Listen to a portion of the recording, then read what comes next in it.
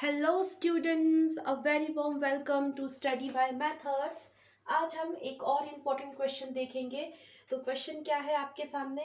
तो आपके सामने क्वेश्चन दिया हुआ है, if sum of the squares of zeros of the quadratic polynomial F of X is equal to X square minus 8x plus K is 40, then find the value of K.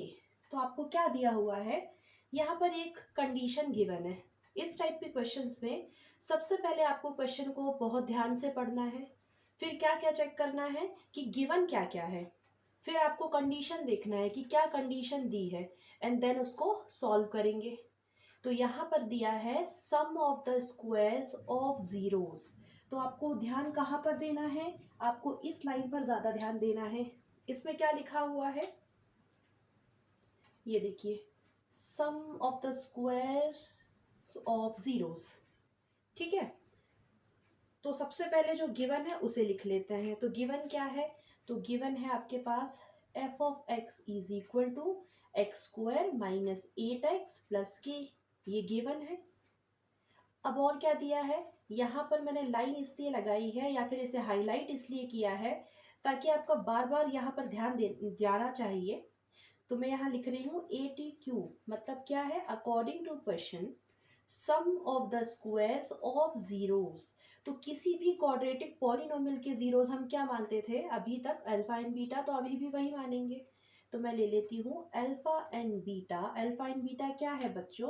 तो यहाँ पर जो alpha and beta है वो किसी भी quadratic polynomials के zeros हैं। मतलब अल्फा बीटा क्या है? जीरोस हैं, ये हमने मान लिया। अब क्या किया जाए? अब आपको फिर से क्वेश्चन को देखना है, sum of the squares of zeros. तो जीरोस ये मान लिए, अब इनका स्क्वायर्स तो मतलब ये होगा ना alpha square and beta square. और क्या दिया है फिर एक और बात है, sum of the squares of zeros. Zeros के स्क्वायर का सम, यही कह रहे हैं। तो जीरोस थे, ये इनका स्क्वायर किया। अब इन जीरोस के स्क्वायर का सम, सम मतलब क्या? एडिशन। ऐसा ही लिखेंगे इसे, तो ऐसे ही लिख दिया।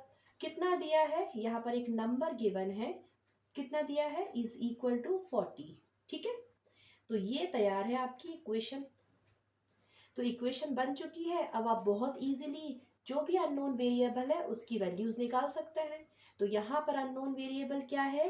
के। आपको के की वैल्यू निकालनी है। तो जैसे ही के की वैल्यू निकलेगी तो इस क्वाड्रेटिक पॉलिनोमियल में जो अननोन वेरिएबल है जो कि लिखा है के, इसकी वैल्यू मिल जाएगी। तो सबसे पहले क्या करना होता है? इक्वेशन बनाना पड़ता है। उसके बाद क्या करते हैं? फिर हम सॉल्व करेंगे। तो हम इक्वेशन के हिसाब से ही देखेंगे कि किस मेथड से हम सॉल्व कर सकते हैं। जैसे ही आप सॉल्व करोगे तो आपको अननोन जो भी गिवन अननोन वेरिएबल है उसकी वैल्यू मिल जाएगी। तो अभी एक काम हो चुका है। According to the question, question को पढ़ के हमने एक इक्वेशन तैयार किया है। अब इसे सॉल्व करते हैं। अब देखिए, alpha square plus beta square की आइडेंटिटी, या इसे क्या लिख सकते हैं, ये मैंने पहले भी वीडियोस में बताया है कि कैसे alpha square plus beta square की आइडेंटिटी बनती है और क्यों बनेगी, कैसे बनेगी, ये सारी चीज़ें मैंने डिस्कस की हैं मेरे पहले जो वीडियोस बनाए हैं उसमें। तो आप चाहें तो वो वीडियोस जाके देख सकते हैं, तो आपको और भी अच्छे से समझ आएगा कि alpha square plus beta square की आइडेंटिटी क्या होती है और कैसे आई है। अभी यहाँ पर मैं डायरेक्ट लिखती हूँ, alpha square plus beta square होता है alpha plus beta whole square minus 2 alpha into beta is equal to, जो यहाँ पे लिखा है नंबर 40 वो वैसे का वैसे लिख देंगे। ठीक है, अब क्या हो जाएगा?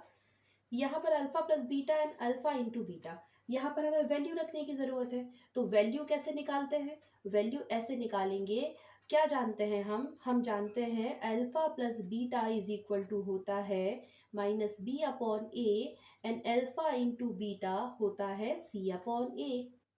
और जो बी ए और सी ए है ये किसी भी क्वाड्रेटिक पॉलिनोमियल के कोफिशिएंट्स हैं। कोफिशिएंट्स मतलब ए बी सी की वैल्यूज। तो ये आपको गिवन पॉलिनोमियल दिया है, गिवन क्वाड्रेटिक पॉलिनोमियल, तो इससे आप ए बी सी या फिर कोफिशिएंट्स निकाल सकते हैं। तो यहाँ पर ए की वैल्यू क्या आएगी? एक्स स्क्वायर का कोफिशिएंट 1 है, मतलब ए की वैल्यू कितनी है? 1 है। बी क्या है? तो x टू द पावर 1 का जो कॉफिशिएंट है वो है -8, मतलब b कितना हो गया -8। c क्या है, c है k कांस्टेंट, यहाँ पर कुछ नहीं है मतलब x टू द पावर 0 होगी। तो x टू द पावर 0 का जो कॉफिशिएंट है वो है पॉजिटिव k, साइन के साथ वैल्यूज रखेंगे। तो ये आपको मिल गए ए बी सी। अब जब ए बी सी मिल गए हैं तो यहाँ रख देते हैं। तो alpha plus beta is equal to minus पहले से था, b की वैल्यू आई है -8। जब भी माइनस आए तो ब्रैकेट लगा दीजिए ताकि साइन की मिस्टेक ना हो सके। a की वैल्यू 1 थी, मतलब आपको क्या मिला 8 मिला। ठीक है, alpha into beta is equal to C upon A, तो यहाँ वैल्यू रख देते हैं। c है आपके पास कितना k, और k सॉरी a है 1, मतलब ये तो k ही रहेगा। तो आप अल्फा प्लस बीटा की जगह पर 8 लिख सकते हैं, क्योंकि देखिए इक्वल है ना, इसीलिए अल्फा इंटू बीटा, या फिर ये अल्फा इंटू बीटा क्या कहलाता है, product of zeros. Alpha plus beta क्या कहलाता है, सम ऑफ जीरोस। ये मैंने पहले भी वीडियोस में बताया है। तो इसकी जगह पर आप क्या लिख सकते हैं, के। तो बस अब मैं यहाँ पर वैल्यूज रखने जा रही हूँ। अल्फा प्लस बीटा की जगह पर हम रख रहे हैं 8 whole square as it is, minus as it is, 2 as it is. Alpha into beta की जगह पर रख रहे हैं k इज इक्वल टू 40। ठीक है, 8 8 जा 64 minus 2k is equal to 40 as it is.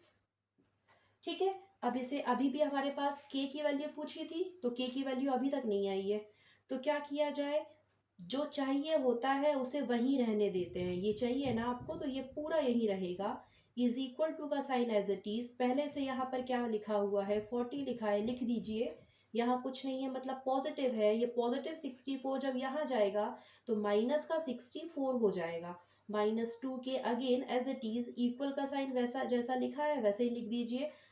इसके आगे कुछ भी नहीं है, इस 40 के आगे कुछ नहीं है, मतलब पॉजिटिव साइन है, पॉजिटिव और माइनस, तो प्लस माइनस माइनस होता है, दो में से जो बड़ा नंबर है उसका साइन आएगा। तो 40 एंड 64 में से 64 बड़ा है। ठीक है, तो प्लस माइनस माइनस कर देते हैं, और ये क्या मिलेगा आपको -24।